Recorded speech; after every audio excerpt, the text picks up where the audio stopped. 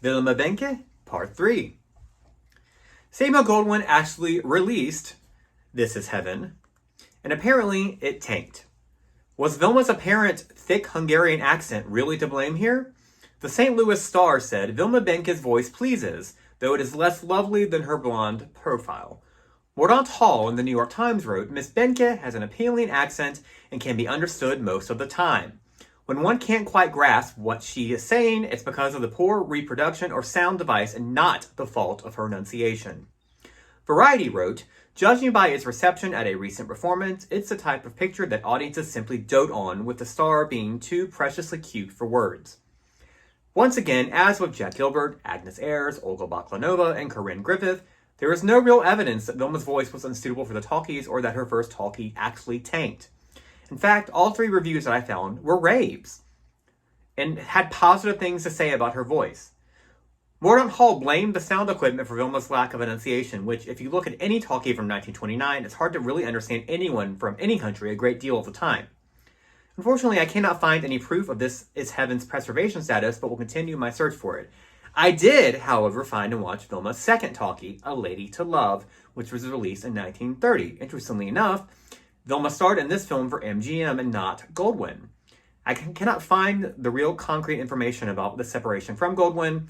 Keep in mind that while MGM bore his name, he had really nothing to do with the production company, as when Goldwyn Studios merged with Metro and Mayer Studios to form MGM, Goldwyn was already no longer, had sold the interest. Anyways, the studio was run by Louis B. Mayer, even though it retained his name in the middle of its name. I digress.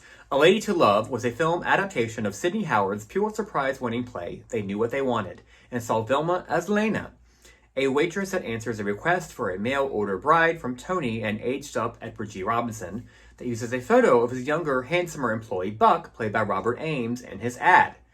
Lena arrives to marry Tony. Although she is surprised by his duplicity, she marries him anyways, but meets and develops feelings for Buck. Love triangle situations ensue. Vilma is an absolute joy to watch in this film, and the critics agreed, which I'll get to in a moment. Take a look at this first clip that takes place shortly after Lena arrives at Tony's vineyard. Oh, a little of this wouldn't make me any harder to look at. No. Well, I've got my deliveries to make. I must be on my way. Oh, I'm very pleased to have made your acquaintance. And I certainly thank you for that lift. Well, I'm very glad I was able to be of service. You certainly was of service. Goodbye, miss. Goodbye, my daughter.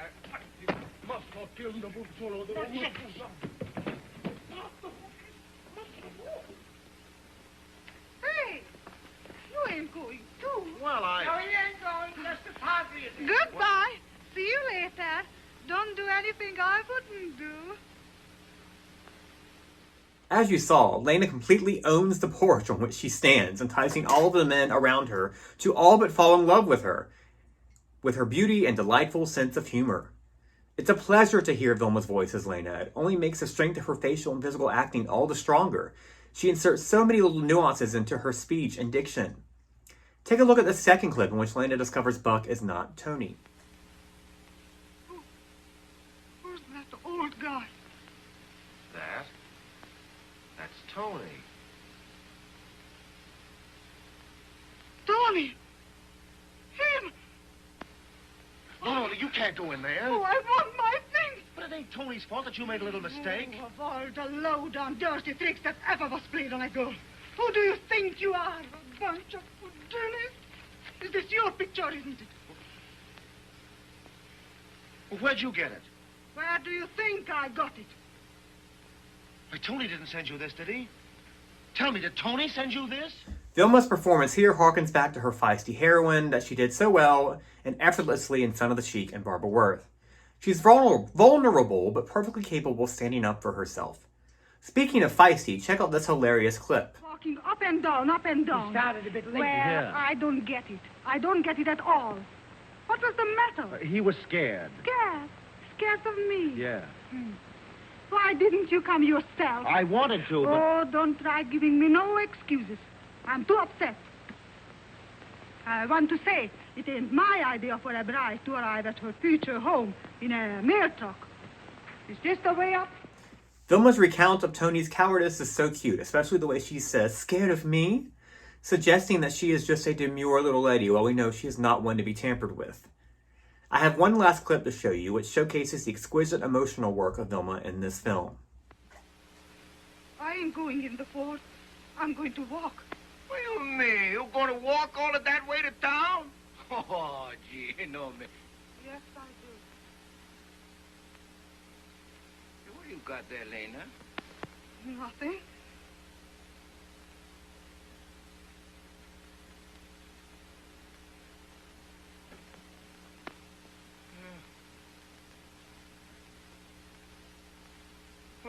What are you doing with your baggage, Lena? You go someplace? Yes, I am. Where do you go? I don't know. What I loved about her work in this scene was the subtle quivering that she had when she was trying to work up the courage to tell Tony that she is leaving him. While she is still the feisty heroine here, she is vulnerable underneath and has actually fallen in love with her deceitful husband that you can see in her physicality. The look she gives him at the start of the scene is everything. Her eyes say it all. I have so many questions about Edward being cast as the older Italian man in this film, but he makes it work. A Lady to Love appears to have done well at the box office. Variety called it a hit and went on to say the film is a surefire entertainment, and that includes Miss Benkett's accent. Both the picture and the cast, with one exception, not Miss Benkett, are what everyone's box office will like. After 5 or 10 minutes, you don't notice her accent. Mordaunt Hall of New York Times wrote, Miss Benkett as Lena is radiant, active, and much too beautiful to have ever juggled a tray at a restaurant. She was a waitress. Even as a glorified screen Lena, she possesses too much charm and not enough of the actuality that may have made the role believable. Nevertheless, allowing, in this case, for her handicap of too much beauty and her heavy Hungarian accent, she does exceedingly well and brings to the screen a sometimes bitter, more often tender, and sympathetic characterization as Lena. There you have it. Vilma was heavily acclaimed for her work in both talkies, but especially for A Lady to Love. If the only fault a critic could find was that she was too beautiful, I think that's a win. And just as with This Is Heaven, both reviewers that I quoted heard no issue with Vilma's voice. The fact that they referenced it makes me think that the myth about her accent being too thick to understand was already beginning to circulate, and even contemporary critics at the time squashed it when they mentioned her films. It's bizarre to see that folks were so quick to believe something so untrue and make it public lore, but sadly, the same kind of thing continues to this day. You think that with 2 talkie hits on her hands, Vilma's career would have taken off. To me, her accent reminds me of and is no thicker than Greta Garbo or Marlene Dietrich's and their successful talkies. But Vilma only made 2 more talkies before her retirement in 1933, both in Europe. A German language version of A Lady to Love and an English language version of the German film The Rebel. Why did Vilma retire? What I failed to mention earlier was that in 1927 she met, fell in love with, and married silent talkie screen star Rod LaRock. Their love story was one of legend. Rod once said of their meeting, quote, I had my ideal and my fate, and I didn't know what to do. I couldn't speak German or Hungarian, and she couldn't speak English. In a way, we were like ships passing on a foggy night, but I kept thinking of her when I dared. I kept telling my mother that someday, somewhere, Vilma Banky would marry me. I never doubted it, end quote. Vilma's and Rod's marriage lasted 50 years until his death in 1969. The couple briefly toured in play in the early 1930s before both of them gave up show business for good to simply enjoy each other's company in one of the most successful marriages in Hollywood history. Rod ended up working in real estate while Vilma took up golfing and became a golf champion twice in 1950 and 1951. They also, very generously, donated $1 million to a charitable foundation that fostered children's education. Vilma and Rod lived a relatively quiet, happy life. Vilma eventually passed away at the age of 90 in 1991, happy to be out of the limelight. So we are left with the question, why did Vilma's talkie stardom not last long? Contrary to the popular myth that her Hungarian accent was to blame, she simply was in love with her husband and walked away to enjoy more time with him. While it's unfortunate that we didn't get more lovely talkies from Vilma, it's beautiful to think about the love story between her and Rod and the happiness that they shared into their old age. Thank you, Vilma Banky, for being a model example of a professional, talented, and hardworking actor that even learned a new language for her career.